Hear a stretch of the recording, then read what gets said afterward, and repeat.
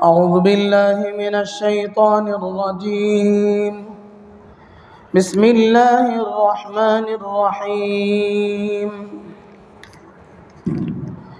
فاستجاب لهم ربهم أني لا أضيع عمل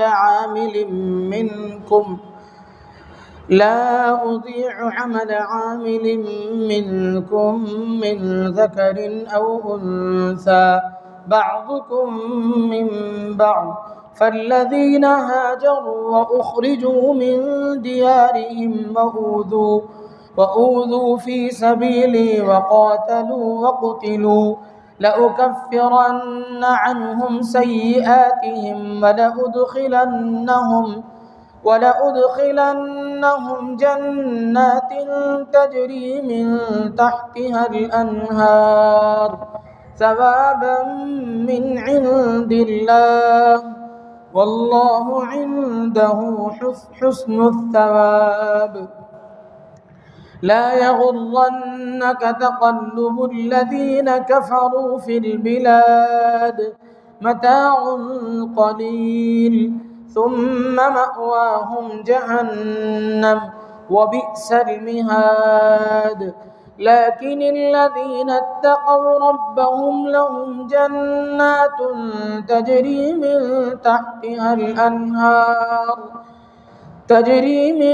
تحتها الأنهار خالدين فيها نزلا من عند الله، وما عند الله خير للأبرار. وإن من أهل الكتاب لمن يؤمن بالله وما أنزل إليكم وما أنزل إليهم خاشعين لله لا يشترون بآيات الله ثمنا قليلا، أولئك لهم أجرهم عند ربهم إن الله سريع الحساب. يا أيها الذين آمنوا اصبروا وصابروا ورابطوا واتقوا الله لعلكم تفلحون. صدق الله العظيم. فاستجاب لهم ربهم أني لا أضيع عمل عامل منكم من ذكر أو أنثى. پھر قبول کی ان کی دعا ان کے رب نے کہ میں ضائع نہیں کرتا کسی محنت کرنے والے کی تم میں سے مرد ہو یا عورت. بعضکم من بعض، تم آپس میں ایک ہو. فالذین ہاجروا واخرجوا من دیارہم، پھر وہ لوگ کہ ہجرت کی انہوں نے اور نکالے گئے اپنے گھروں سے. وَأُوذُوا فِي سَبِيلِي وَقَاتَلُوا وَقُتِلُوا، اور ستائے گئے میری راہ میں اور لڑے اور مارے گئے. لَأُكَفِّرَنَّ عَنْهُمْ سَيِّئَاتِهِمْ، البتہ دور کروں گا میں ان سے برائیاں ان کی. وَلَأُدْخِلَنَّهُمْ جَنَّاتٍ تَجْرِي مِن تَحْتِهَا الْأَنْهَارُ، اور میں داخل کروں گا ان کو باغوں میں جن کے نیچے بہتی ہیں نہریں. ثوابا من عند اللہ، یہ بدلہ ہے اللہ کے ہاں. واللہ عنده حسن الثواب، اور اللہ کے ہاں اچھا بدلہ ہے. لا یغرنک تقلب الذین کفروا فی البلاد، تمہیں دھوکہ نہ دے چلنا پھرنا کافروں کا شہروں میں. متاع قلیل، یہ تھوڑا سا فائدہ ہے. ثم مأواہم جہنم، پھر ان کا ہمیشہ ٹھکانہ جہنم ہے. وبئس المہاد، اور بہت برا ٹھکانہ ہے. لیکن الذین اتقوا ربهم لهم جنات تجری من تحتها الانہار خالدین فیہا نزلا من عند اللہ، لیکن جو لوگ ڈرتے رہے اپنے رب سے ان کے لیے باغ ہیں جن کے نیچے بہتی ہیں نہریں، ہمیشہ رہیں گے ان میں مہمانی ہے اللہ کے ہاں. وما عند اللہ خیر للابرار، اور جو اللہ کے ہاں ہیں سو بہتر ہے نیک بختوں کے واسطے. وَإِنَّ مِنْ أَهْلِ الْكِتَابِ لَمَنْ يُؤْمِنُ بِاللَّهِ، اور کتاب والوں میں بعضے وہ ہیں جو ایمان لاتے ہیں اللہ پر. وَمَا أُنزِلَ إِلَيْكُمْ، اور جو اترا تمہاری طرف. وَمَا أُنزِلَ إِلَيْهِمْ، اور جو اترا ان کی طرف. خاشعین للہ، عاجزی کرتے ہیں اللہ کے آگے. لا یشترون بآیات اللہ ثمنا قلیلا، اللہ کی آیتوں پر تھوڑا مول نہیں لیتے. اولئک لہم اجرہم عند ربہم، یہی ہے جن کے لیے مزدوری ہے ان کے رب کے ہاں. ان اللہ سریع الحساب، بے شک اللہ جلد لیتا ہے حساب. یا ایہا الذین آمنوا اصبروا وصابروا ورابطوا، اے ایمان والو صبر کرو، مقابلے میں مضبوط رہو اور لگے رہو. واتقوا اللہ لعلکم تفلحون، اور ڈرتے رہو اللہ تبارک و تعالیٰ سے تاکہ تم اپنی مراد کو پہنچو. بزرگان محترم اور عزیز ساتھیوں، یہ سورہ آل عمران کی آخری آیتیں ہیں. اسی سے انہی آیات سے سورہ آل عمران ختم ہو جاتی ہے، اور یہ اس سلسلے تفسیر کی آخری نشست میں ہے، اور اس کے بعد رمضان کے بعد تفسیر ہوگی. تو ان آیات میں سے جو پہلی آیت ہے، اس آیت میں اللہ تبارک و تعالیٰ نے اس سے پہلے دعائیہ آیتیں ہیں. ربنا اننا سمعنا منادیا ینادی للایمان سے لے کر کئی آیتوں میں اللہ تبارک و تعالیٰ نے مؤمنین کی دعاؤں کا تذکرہ فرمایا. یہاں اللہ تبارک و تعالیٰ فرماتے ہیں اللہ تبارک و تعالیٰ نے ان کی دعا قبول کر لی ہے. یعنی مؤمنین جو دعا کرتے ہیں اللہ تعالیٰ ان کی دعاؤں کو قبول کرنے والے ہیں. اور اللہ تبارک و تعالیٰ فرماتے ہیں انی لا اضیع عمل عامل منکم، تم میں سے کسی عمل کرنے والے کے عمل کو میں ضائع نہیں کرتا. اللہ تبارک و تعالیٰ نے یہ جملے بار بار ارشاد فرمائے. قرآن کریم میں متعدد مقامات پر اللہ تبارک و تعالیٰ نے یہ ارشاد فرمایا ہے کہ اللہ تبارک و تعالیٰ تمہارے کاموں کا قدردان ہے، اور کہیں فرمایا تمہارے کاموں کو کے اجر کو اللہ تعالیٰ ضائع نہیں کرتے. اللہ تعالیٰ وعدہ دے رہے ہیں اور دلاسا دے رہے ہیں امت مسلمہ کے مرد اور عورتوں کو کہ تم جو بھی عمل کرو گے، اللہ سے جو بھی مانگو گے تمہیں مل کر رہے گا. فرمایا بعضکم من بعض، اس میں مرد اور عورت کی کوئی تخصیص اور خصوصیت اور اس میں کسی قسم کی امتیازی سلوک نہیں کی جائے گی. مرد جس طریقے سے مردوں کو نیک عمل کرنے پر ثواب دیا جائے گا، اسی طرح عورتوں اور مستورات اور خواتین کو بھی اجر دیا جائے گا. آگے فرمایا فالذین ہاجروا واخرجوا من دیارہم واوذوا فی سبیلی وقاتلوا وقتلوا، جن لوگوں نے ایمان لانے کے ساتھ ساتھ اللہ کے لیے انہوں نے اپنے گھر بار کو چھوڑا، ہجرت کی، اللہ کے راستے میں انہوں نے اپنے آپ کو نکالا. اخرجوا من دیارہم، ان کو زبردستی اپنے علاقے سے نکالا گیا. دین کی محنت کرنے پر حالات جو آئیں گے ان میں سب سے اولین حالت یہ ہوگی کہ لوگوں کو اس علاقے سے نکال دیا جائے گا. نبی کریم علیہ السلام جس موقع پر آپ پر وحی کا سلسلہ شروع کیا گیا تو آپ نے ایک طرح سے پریشانی کا اظہار فرمایا کہ میں ایسے مناظر دیکھتا ہوں جن کی وجہ سے مجھے اپنی جان کا اندیشہ ہے، مجھے اپنی ہلاکت کا خوف ہے. تو ورقہ ابن نوفل نے تسلی دیتے ہوئے فرمایا کہ حضرت جبرائیل تھے جو آئے ہوئے تھے آپ کے پاس، آپ اللہ کے نبی ہیں، آپ اللہ کی طرف امت کو دعوت دیں گے اور اس کے مقابلے میں آپ کے ساتھ جو سلوک کیا جائے گا وہ یہ ہوگا کہ آپ کو اپنے علاقے سے نکال دیا جائے گا. نبی علیہ السلام کو مکے میں جو عزت تھی، آپ کا جو احترام لوگوں کے دل میں تھا، آپ کی سچائی کی وجہ سے، آپ کی امانت داری کی وجہ سے جو لوگوں کے دلوں میں احترام تھا، اسے دیکھ کر آپ کو تعجب ہونے لگا کہ جو قوم مجھے ٹوٹ کر کے چاہتی ہے وہ مجھے کیسے نکال دے گی. آپ نے تعجب سے پوچھا اوامخرجیہم، کیا مجھے نکال دیں گے؟ ورقہ ابن نوفل نے کہا ہاں آپ کو نکال دیں گے، اور یہ آپ کے ساتھ کوئی نیا ہونے والا معاملہ نہیں ہے، بلکہ جتنے انبیاء کرام علیہم السلام نے یہ محنت کی ان کے ساتھ ایسا ہی سلوک کیا گیا. اور تاریخ ہے کہ جس نے بھی نبوت کا کام کیا اس کے ساتھ حالات ضرور آئے، انفرادی حالات بھی آئے، اجتماعی حالات بھی آئے. تو علاقے سے نکال دیا جانا یہ دعوت کے ساتھ ایک خاص عمل ہے. ہجرت اور نصرت، علاقے سے نکال دیا جانا، حالات کی وجہ سے علاقہ چھوڑ کر کے نکلنا اور دوسری جگہ اللہ تبارک و تعالیٰ کی شان سے کام کا پھیلنا، یہ سب اللہ تعالیٰ کی عادات میں سے ہے۔ فرمایا اخرجوا من دیارہم وأوذوا فی سبیلی، میرے راستے میں جن کو ستایا گیا، وقاتلوا، اور انہوں نے سینہ سپر ہو کر کے لڑائی کی، وقتلوا، بہت سے لوگ اس میں مارے بھی گئے۔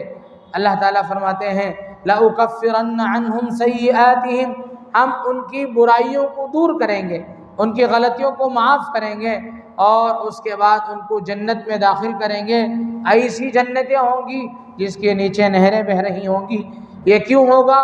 ثوابا من عند اللہ، اللہ کی طرف سے ان اعمال کے کرنے والوں کو اجر کے طور پر یہ سب چیزیں دی جائیں گی، اور اللہ کے ہاں سب اچھے نیک کام کرنے والوں کے لیے اچھا اور بہترین بدلہ ہے۔ اب دوسری آیت ہے، دوسری اور تیسری آیتوں میں اللہ تبارک و تعالیٰ نے کفار کی جو خوشحالی، مسلمان مکے میں رہنے والے مسلمان بہت تنگ دست تھے، اور ان پر غریب لوگوں نے اسلام قبول کیا تھا، اور اسلام کی یہ شان ہی ہے کہ وہ غریبوں میں شروع ہوگی۔ جب شاہ نجاشی کے پاس یہاں سے نبی کریم علیہ السلام کی طرف سے یہ قافلہ پہنچا، تو اس نے سب سے پہلا سوال یہی کیا کہ تمہارے نبی کو ماننے والے غریب لوگ ہیں یا امیر لوگ ہیں؟ تو ان لوگوں نے کہا ہمارے نبی کو ماننے والے بہت سادے سیدھے غریب لوگ ہیں۔ تو اسے اس پر یقین آیا، ہو سکتا ہے وہ آسمانی علوم کا ماہر ہو، اور ہر زمانے میں ہر نبی کے ساتھ دینے والے ایسے ہی چھوٹے طبقے کے لوگ رہے ہوں، اس تجربے کی اور اس علم کی معلومات کی بنیاد پر اس نے یہ کہا ہو۔ تو فرمایا کہ تم تنگ دست ہو، تمہارے مقابلے میں جو کفار ہیں ان کی جو خوشحالی ہے، وہ تجارت کے لیے ملک شام جاتے ہیں، مصر جاتے ہیں، دوسرے علاقوں کو جاتے ہیں، تجارت کے سامان لے کر کے واپس ہوتے ہیں۔ ان کی خوشحالی جو تم دیکھ رہے ہیں، اس سے تمہیں دھوکہ نہیں ہونا چاہیے۔ اللہ تبارک و تعالیٰ نے ایسا جملہ، ایسا لفظ ارشاد فرمایا جو قیامت تک استعمال کیا جاتا ہے۔ فرمایا لا یغرنک تقلب الذین کفروا، الذین کفروا یعنی کفار کا ادھر ادھر منتقل ہونا، چاہے اس زمانے میں اونٹوں کی سواری میں ادھر ادھر ان کا آنا جانا ہو، اور آج کے دور میں ہوائی جہاز سے ایک ملک سے دوسرے ملک ان کا منتقل ہونا ہو، تو اس میں اللہ نے تقلب، ایک علاقے سے دوسرے علاقے میں منتقل ہونے کی بات کہی، سوار ہو کر کے جانے کی بات نہیں کہی۔ تو فرمایا کفار جو اس طریقے کی خوشحالی زندگی گزار رہے ہیں، امپورٹ کر رہے ہیں، ایکسپورٹ کر رہے ہیں، اس کے لیے ملک گھوم رہے ہیں، پھر رہے ہیں، اسے دیکھ کر کے تم دھوکے میں نہ پڑ جاؤ۔ لا یغرنک تقلب الذین کفروا فی البلاد، کافروں کا ادھر ادھر آنا جانا تمہیں دھوکے میں نہ ڈال دے۔ جو علاقوں میں ان کا ادھر ادھر گھومنا پھرنا جو ہوتا ہے، اسے دیکھ کر کے تم دھوکے میں نہ پڑ جانا۔ وہ خوشحال ہیں، وہ اچھی حالت میں ہیں، وہی اچھے لوگ ہیں، نہیں۔ فرمایا متاع قلیل، یہ خوشحالی ان کی اس دنیاوی زندگی کی ایک محدود وقت کے لیے ہے، ایک مختصر سی زندگی ہے، اس میں وہ خوشحال رہیں تو کیا ہو گیا؟ اصل جو ابد الآباد زندگی ہے اس میں تمہیں خوشحال رہنا ہے، اس کے بعد ان کا کیا حال ہوگا؟ ثم مأواہم جہنم، پھر ان کا ٹھکانہ جہنم ہوگا۔ آج یہ خوشحال ہیں، تمہارے سامنے دندناتے پھر رہے ہیں، اصل تو ان کا ٹھکانہ جہنم ہے۔ وبئس المہاد، اور ان کا جو ٹھکانہ ہے وہ بہت برا ٹھکانہ ہے۔ قرآن کریم میں جہنم کے لیے دو الفاظ استعمال کیے گئے، بئس المہاد اور بئس المصیر۔ مصیر کے معنی ہے لوٹ کر جانے کی جگہ، مہاد کے معنی ہے وہ بھی ٹھہرنے کی جگہ کے معنی میں ہے، یہ بھی ٹھہرنے کی جگہ کے معنی میں ہے، لیکن مہاد اصل کے اعتبار سے اس کا معنی ہے بستر، آدمی ٹھہر کر کے آرام کرتا ہے۔ اب لوگوں کو ہم لوگ دیکھتے ہیں، اچھی جو خوشحال لوگ ہیں وہ اچھی خوراک استعمال کرتے ہیں، اچھے پوشاک پہنتے ہیں، اور عالی شان مکانات میں قیام کرتے ہیں، اسے دیکھ کر کے بھی غریبوں کا جی للچاتا ہے۔ تو اللہ تبارک و تعالیٰ اسی کے مقابلے میں فرماتے ہیں دنیا میں ان کا ٹھکانہ اچھا بھلا ہی ہو، ان کے بستر بالکل نرم اور گداز بھلے ہی ہوں، لیکن قیامت میں ان کے جو بستر ہوں گے وہ انگار کے ہوں گے، آگ کے بستروں پر ان کو سلایا جائے گا، بہت ہی برا ٹھکانہ ہوگا۔ آگے اللہ تبارک و تعالیٰ نے پھر مسلمان ان کافروں کا جب تذکرہ آیا تو ان کے مقابلے میں مسلمانوں کا تذکرہ کرتے ہوئے فرمایا لیکن دیکھو جو تقوی شعار لوگ ہیں، لیکن الذین اتقوا ربہم، لیکن وہ لوگ جو اپنے رب سے ڈرنے والے ہیں، لہم جنات، ان کے لیے باغات ہوں گے، تجری من تحتها الانہار، جن کے نیچے نہریں بہہ رہی ہوں گی، اور ان کی جو خوشحالی ہوگی کافروں کی طرح متاع قلیل نہیں ہوگی، بلکہ خالدین فیہا، ہمیشہ ہمیشہ کی خوشحالی ہوگی۔ ایک مرتبہ ایک بندے مومن کے جنت میں داخلے کے بعد پھر اسے کبھی جنت سے باہر نکالا نہیں جائے گا۔ دنیا میں آدمی کو کوئی نعمت دی جاتی ہے تو آدمی اس نعمت سے منتفع ہونے کے ساتھ ساتھ، اس نعمت سے فائدہ اٹھانے کے ساتھ ساتھ سب سے بڑی ٹینشن اسے یہ رہتی ہے کہ کہیں یہ نعمت مجھ سے چھن نہ جائے۔ اچھی خوبصورت اور باصلاحیت اولاد کسی کو مل جائے تو وہ اس سے ڈرتا رہتا ہے کہ کہیں میری اولاد دوسروں کے ہاتھ نہ لگ جائے۔ اچھی دولت اپنے ہاتھ میں ہے، کار ہے، بنگلے ہیں، دولت ہے، مال ہے، سب کچھ ہے، بینک بیلنس ہے، ارے اکاؤنٹ میں پیسے ہیں، فون میں، لیکن کوئی میسج آتا ہے تو پریشانی ہوتی ہے کہیں میرے پیسے کٹ نہیں گئے۔ سب سے زیادہ نعمت کے چھننے کا خوف ہوتا ہے دنیا میں۔ نعمت ہونے کے باوجود ایک ٹینشن، ایک ہمیشہ ایک طرح کی پریشانی سوار رہتی ہے دماغ میں، سر پہ ایک طرح کی پریشانی سوار رہتی ہے، لیکن وہ پریشانی، وہ بوجھ انسان مسلمان کو جنت میں جانے کے بعد نہیں ہوگا۔ اسی لیے فرمایا گیا بہشت آنجا کے آزارے نباشت، جنت وہ جگہ ہے جہاں کسی قسم کی کوئی تکلیف نہیں ہوگی۔ ایک چیز کا افسوس بندے مومن کو جنت میں پہنچنے کے بعد بھی ہوگا، وہ کس بات پر ہوگا؟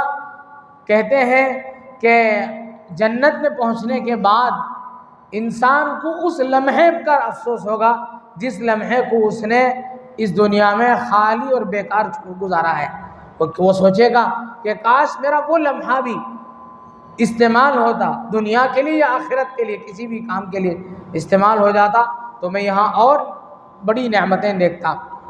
تو فرمایا لیکن الذین اتقوا، جو لوگ اپنے رب سے ڈرنے والے ہیں ان کے لیے باغات ہیں جس کے نیچے نہریں بہہ رہی ہوں گی، اور وہ جو نعمتیں ہوں گی خالدین فیہا، اس نعمتوں میں وہ ہمیشہ ہمیشہ رہے گا، اور یہ نعمتیں اللہ کی طرف سے مہمانی کے طور پر ملے گی، نزلا من عند اللہ۔ اور آگے فرمایا اللہ کی طرف سے یہ مہمانی ہر کس و ناکس کو ملنے والی نہیں ہے، وما عند اللہ خیر للابرار، اللہ کے نیک بندوں کو یہ نعمتیں دی جائیں گی، ہر کس و ناکس کو نہیں دی جائیں گی۔ اب آگے ایک آیت ہے وَإِنَّ مِنْ أَهْلِ الْكِتَابِ لَمَنْ يُؤْمِنُ بِاللَّهِ وَمَا أُنزِلَ إِلَيْكُمْ۔ اسباب النزول میں لکھا ہے، مختلف صحابہ کرام رضوان اللہ تعالی علیہم اجمعین سے مروی ہے کہ اللہ تبارک و تعالیٰ نے نبی علیہ السلام کو ہدایت، انسانوں کی ہدایت کے لیے بھیجا۔ آپ نے بڑی محنتیں کی، ایک بڑا طبقہ مسلمان ہوا۔ آپ کے سب سے بڑے دشمن، دو طرح کے دشمن تھے، ایک ان پڑھ تھے، کفار مکہ تھے، ایک جاننے والے دشمن تھے آپ کے، جنہوں نے ڈٹ کر کے مقابلہ کیا، مخالفت کی، وہ اہل کتاب تھے، یہود تھے، نصارہ تھے۔ لیکن کچھ یہود اور نصارہ نے بھی آپ علیہ السلام کے دست حق پرست پر اسلام قبول کیا، آپ کی بات کو تسلیم کیا۔ ان میں مدینے کے یہودیوں میں سب سے مشہور صحابی حضرت عبداللہ ابن سلام رضی اللہ عنہ بڑے پائے کے آدمی تھے، اہل کتاب میں بڑے آدمی مانے جاتے تھے، یہودی تھے، انہوں نے اسلام قبول کیا، بہت زیادہ ان کو وہ آسمانی علوم کے بڑے ماہر تھے۔ اور اسی طرح اللہ کے نبی علیہ السلام نے ہجرت مدینہ سے پہلے حبشے کی جانب 2 وفد آپ نے بھیجے۔ ایک وفد آپ نے 18 افراد پر مشتمل ایک وفد پہلے بھیجا، اس پر بھی کچھ لوگ اسلام قبول کیے، اور ایک وفد گیا حبشے کی طرف جس میں 80 افراد تھے۔ ان دونوں کی محنت سے وہاں بڑی تعداد میں لوگ مسلمان ہوئے، یہاں تک کہ حبشے کا بادشاہ نجاشی جو نصرانی تھا، عیسائی تھا، اس نے بھی اسلام قبول کر لیا۔ حضرت عثمان رضی اللہ عنہ اور حضرت جعفر رضی اللہ عنہ، ان دونوں کے ہاتھ پر اس نے اسلام قبول کیا۔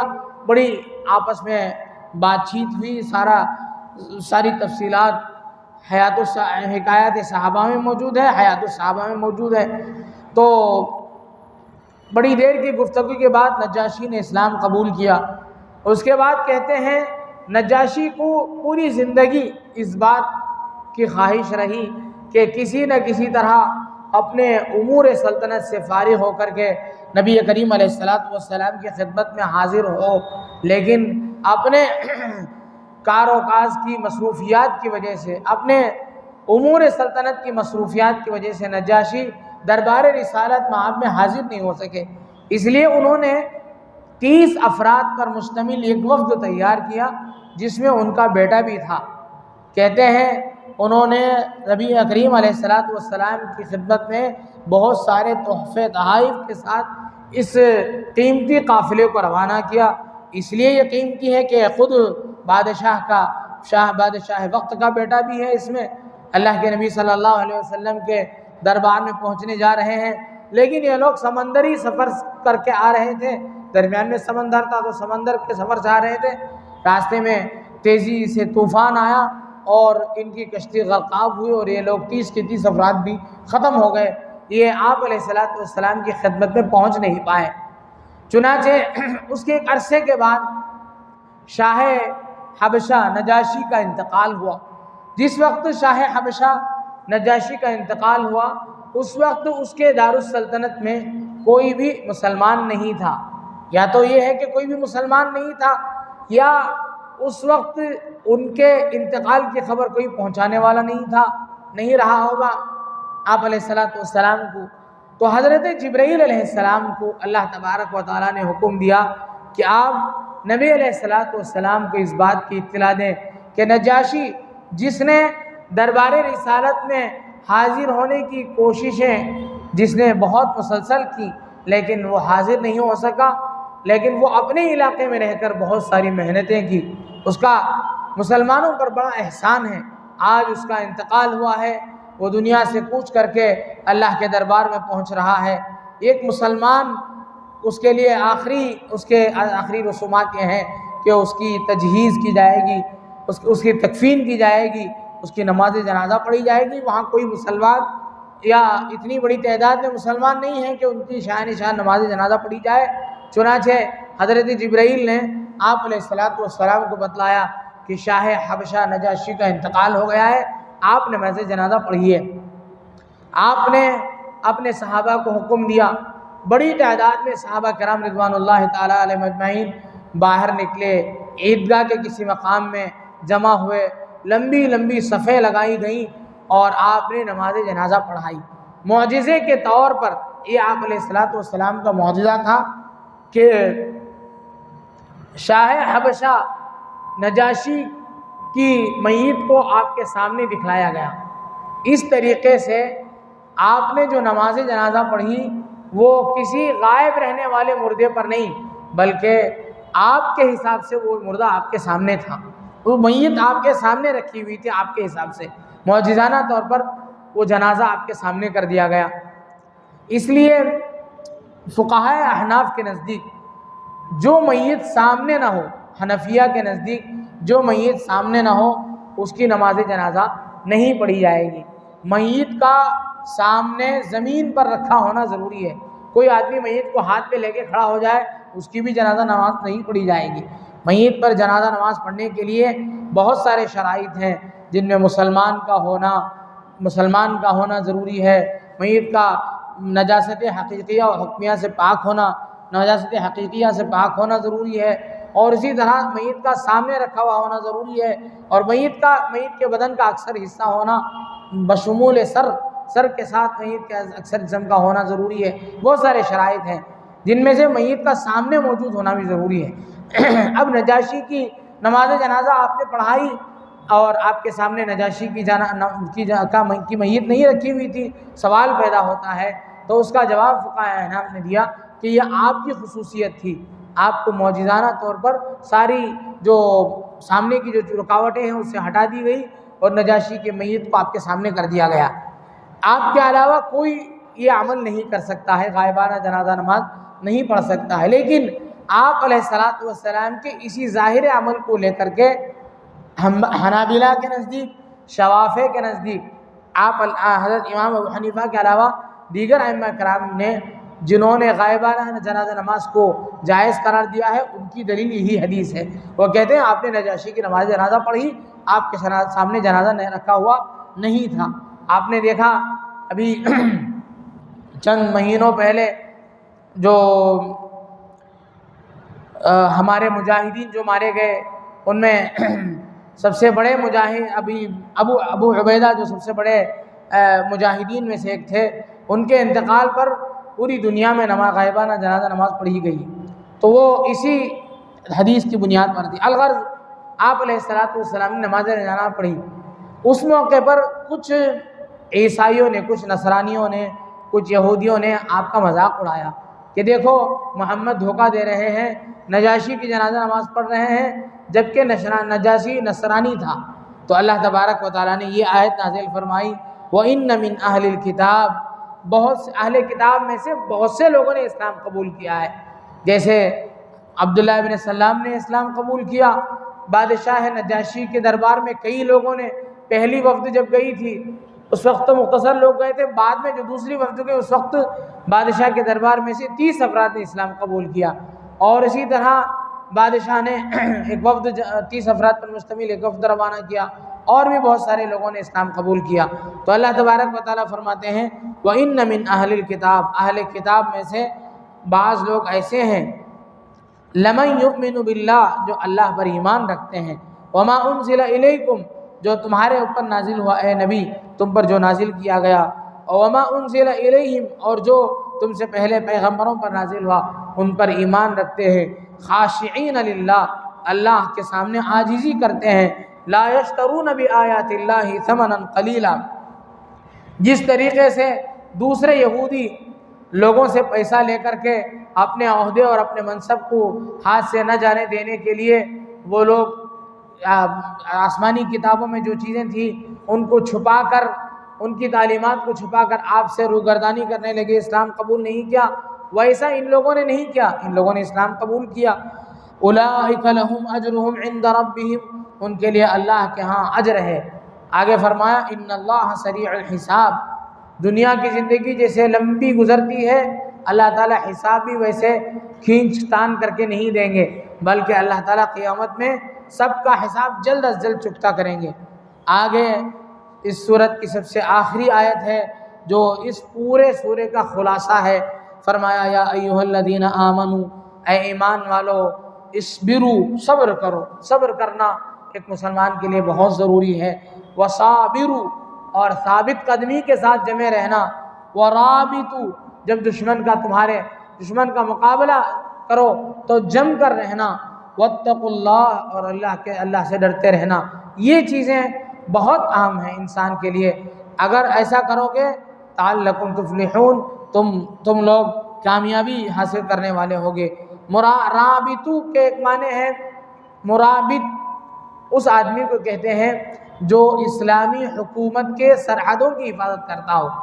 اللہ کے نبی صلی اللہ علیہ وسلم نے فرمایا رمضان کے مہینے میں اللہ تعالیٰ جو اجر دیتے ہیں اس کے بعد سب سے بڑا اجر مرابط کے لیے ہے، اللہ تعالیٰ ہر نیکی کا بدلہ اسے 100 گنا عطا فرمائیں گے۔